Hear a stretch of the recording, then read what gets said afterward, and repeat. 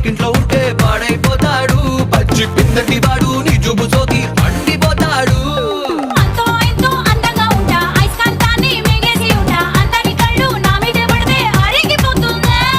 అక్కడ ఇక్కడ ఎవరికంట ఎక్కువ నువ్వు చెప్పవే గుంట. నీకంత సీను సినిమా లేదు తెలుసుకోమన్నా.